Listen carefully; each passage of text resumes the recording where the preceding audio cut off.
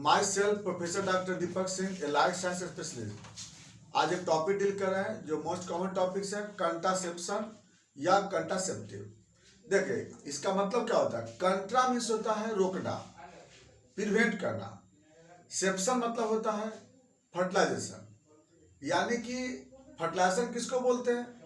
Male gamete female gamete जब fuse होता है जिसके वजह से जायगोट बनता है, जायगोट के बाद वह यूट्रस में आकर इम्प्लांट करता है, इम्प्लांटेशन के बाद एम्ब्रियो बनता है, एम्ब्रियो के बाद फिटस बनता है। तो ये जो कंसेप्शन जो का मतलब ही होता है male fusion of male gamete and female gamete. तो फीमेल गैमेट और मेल गैमेट जो फ्यूज करता है उसको बोलते हैं कंसेप्शन।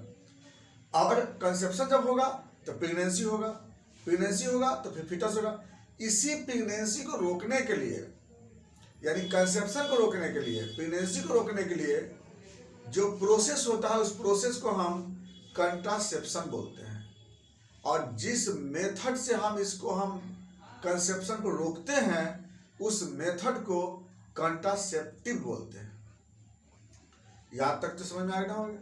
तो ये कंट्रासेप्शन प्रोसेस का नाम है, कंट्रासेप्टिव उस मेथड में जो यूज करते हैं उसका नाम है।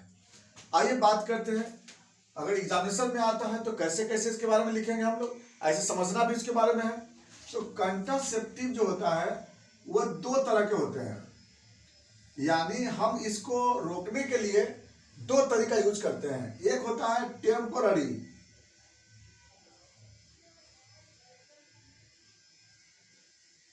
टेम्पोररी मेथड, और एक होता है परमानेंट मेथड। तो टेम्पोररी मेथड और परमानेंट मेथड। टेम्पोररी मेथड में क्या होता है, टेम्पोररी मेथड जो कि कंसेप्शन को रोकना है, कब तक, जब तक इसका यूज करेंगे तब तक रुका रहेगा, और जैसे छोड़ देंगे फिर उसका कंसेप्शन हो जाएगी, तो उसको बोलते हैं टेम्पोररी मेथड। तो टेम्पोररी मेथड में चार तरह से मेथड होते हैं। टेम्पोररी मेथड एक होता है, इसमें टेम्पोररी में नेचुरल मेथड, नेचुरल। दूसरा होता है बैरियर मेथड, तीसरा होता है डिवाइस मेथड, और चौथा होता है ड्रग्स। चलिए चारों बात करते हैं। सबसे पहला आता है नेचुरल मेथड। नेचुरल में तीन तरह के होते हैं। नेचुरल मतलब तीन मेथड। एक होता है कैलेंडर या रिदमिक मेथड, कैलेंडर या इसको बोलते हैं रिदमिक, रिदमिक मेथड।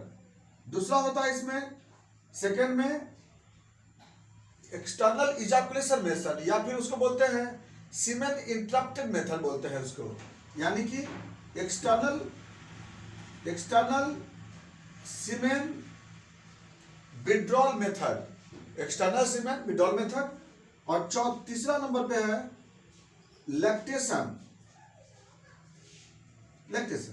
तो टोटल तीन मेथड से होता है नेचुरल मेथड में। देखिए सबसे पहला क्या होता है, सबसे फर्स्ट है कैलेंडर मेथड, यानी ओवुलेशन कब होता है, ओवुलेशन होता है 14th डेज, कभी कभी 15th डेज, उससे भी कुछ लोगों में, कुछ फीमेल में 16th, और रेयर में 17th, यानी कि 14 में, 15 में, 16 में, 17 में। तो क्या होता है कि यह ओवा का जो लाइफ होता है ना, ये 24 घंटे की होती है।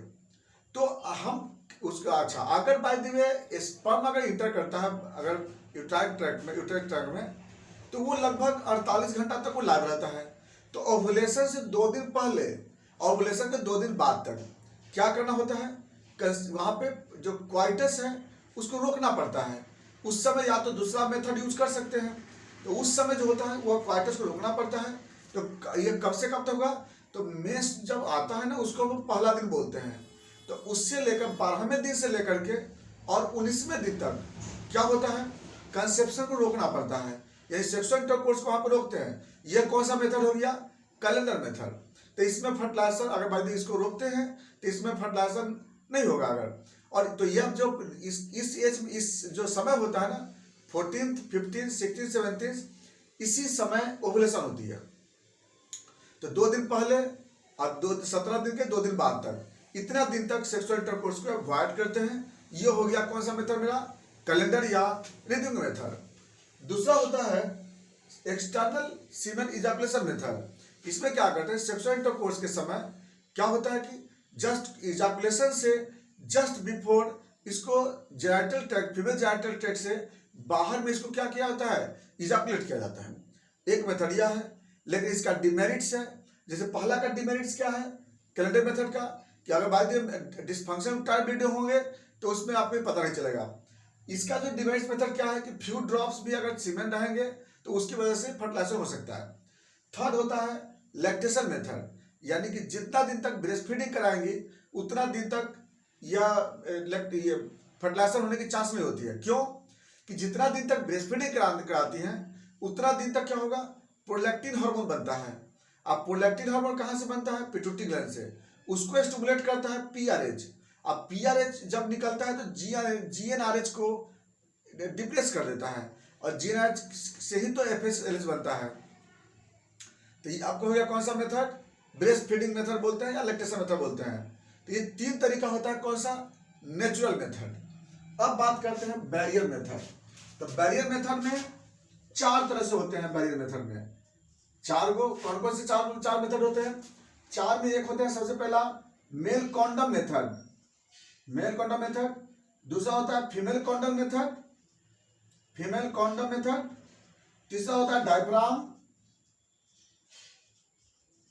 और चौथा होता है स्पॉन्ज।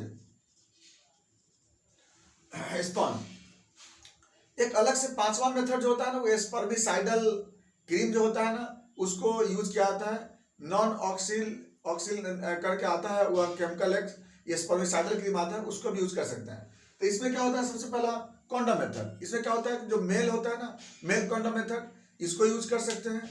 दूसरा होता है फीमेल कॉन्डम मेथड, ये भी यूज कर सकते हैं। ये दोनों यूज करने से बेनिफिट क्या होता है कि सेक्सुअल ट्रांसमिटेड डिजीज नहीं होती है, ये बहुत इंपॉर्टेंट है। दूसरा क्या होता है, अगला डायफ्राम मेथड। डायफ्राम क्या होता है, एक प्लास्टिक का, नैनो प्लास्टिक का बना हुआ एक कंटेंट होता है। इसको क्या कहते हैं, फीमेल वेजाइना में इंसर्ट किया जाता है। इससे क्या होता है कि जो सीमेन होता है वह इंटर नहीं करता है यूट्रस में। एक कहता है स्पॉन्ज मेथड। स्पॉन्ज में क्या होता है कि वह सेक्सुअल इंटरकोर्स से पहले वेजाइनल ट्रैक्ट में स्पॉन्ज को डाल दिया जाता है। उससे क्या होता है कि वो जो सीमेन होता है उसको सॉक कर लेता है। तो ये हो गया मेरा कौन सा मेथड, सेकेंड मेथड, जिसको लोग बोलते हैं बैरियर मेथड। तीसरे नंबर पे आता है डिवाइस मेथड। डिवाइस में हम लोग क्या करते हैं, डिवाइस में दो तरह के डिवाइस होते हैं। एक होता है मेटल डिवाइस, एक होता है हार्मोनल डिवाइस। तो मेटल डिवाइस में कौन कौन से होते हैं, मेटल डिवाइस। मेटल डिवाइस में सबसे पहला आता है एक लैप लूप मेथड बोलते हैं उसमें। तो लैप लूप में क्या होता है ना, उसमें बेरियम सल्फेट रहता है। वो क्या करता है, स्पर्मिसाइडल होता है, स्पर्म को किल कर देता है। उसका नंबर सेकंड जो क्या होता है, पहले था एक सिल्वर ट्यूब मेथड। तो इसमें क्या था, ये अब तो नहीं यूज होता है इसमें सिल्वर ट्यूब मेथड, ये पहले यूज होता था। अब यूज होता है क्या, कॉपर टी। तो कॉपर टी जो होता है, कॉपर टी उसमें क्या वेराइटी के होते हैं, copper T 200, copper T 325, copper T 375। तो ये क्या होता है ना कि अलग अलग ड्यूरेशन के लिए यूज की जाती है। तो कॉपर क्या होता है कि उस ट्यूब में लगा करके यूट्रस में इंसर्ट किया जाता है 3 साल के लिए, 5 ईयर के लिए। तो इससे क्या होता है कि कॉपर वहां से स्पर्म को किल कर देता है।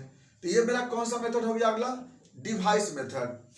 अगला होता है मेटल डिवाइस में ही दूसरा होता है हार्मोनल डिवाइस। हार्मोनल डिवाइस में जो प्रोजेस्टेरोन या LNG-20 करके आता है, वह आपका या मारिना करके आता है, इसको क्या कहता है, इंसर्ट किया जाता है। तो हार्मोनल मेथड, जो हार्मोन जो होता है उसको हार्मोनल डिवाइस को इंसर्ट कर देते हैं यूट्रस के अंदर, और लगभग 5 to 7 ईयर तक वो फिर क्या करता है, जो लीवर में जो नॉर्गेस्ट्रॉल है वह क्या करता है, स्पर्म को किल करते रहता है। और प्लस दूसरा क्या करता है, वह इम्प्लांटेशन को रोकता है, इम्प्लांटेशन होने देता है। तीसरा क्या होता है वहाँ पे कि जो सर्विक्स होता है, सर्विक्स को कंस्ट्रिक्ट करता है। तो हार्मोन का काम यही होता है। तो वहाँ पे इम्प्लांटेशन को रोकता है और प्लस स्पर्म को अंदर जाने से रोकता है। ये हो गया मेरा कौन सा मेथड, डिवाइस मेथड। अब जो लास्ट में आता है यहाँ पर ड्रग्स में। तो ड्रग्स में दो वैरायटी के ड्रग्स होते हैं, एक होता है कंबाइंड पिल्स, एक होता है इमरजेंसी पिल्स। इमरजेंसी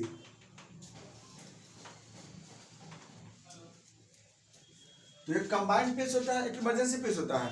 जो कंबाइंड पीस होता है उसको रेगुलर यूज किया जाता है। उसमें दो तरह के इसमें कंबाइंड इसमें हार्मोन होते हैं। एक होता है एस्ट्रोजन एस्ट्राडायोल और दूसरा होता है प्रोजेस्टेरोन, लीवोनॉर्गेस्ट्रिन इसमें भी आता है।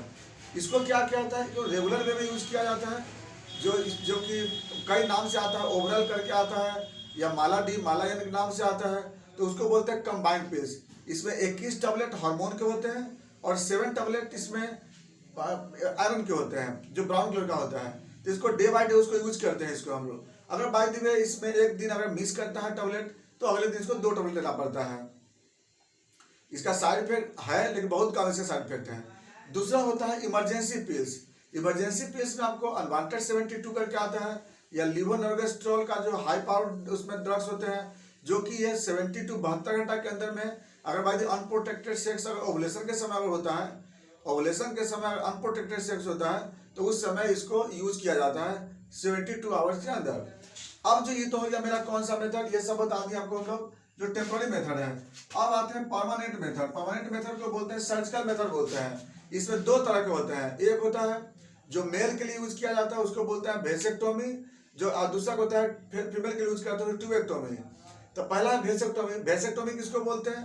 वेसेक्टोमी का मतलब होता है जब भास डिफरेंस जो कि वह एक ट्यूब लाइक स्ट्रक्चर होता है जो कि टेस्टिस से लेकर सेमिनल वेसिकल तक होता है वो, तो भास डिफरेंस को कट बाइंड एंड लाइगेज कर देते हैं, तो उसको वह होता है वेसेक्टोमी।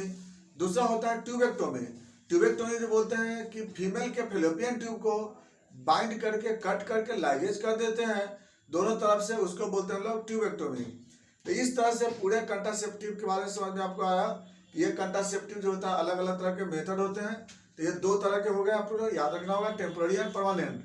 टेम्पररी में 4 process, natural, barrier, device and drugs, और बाकी परमानेंट में वेसेक्टोमी या ट्यूबेक्टोमी। ये था कंट्रासेप्टिव। इसमें कोई क्वेश्चन होगा आप जरूर पूछेंगे, बाकी बातें नेक्स्ट वीडियो में। Thanks for watching.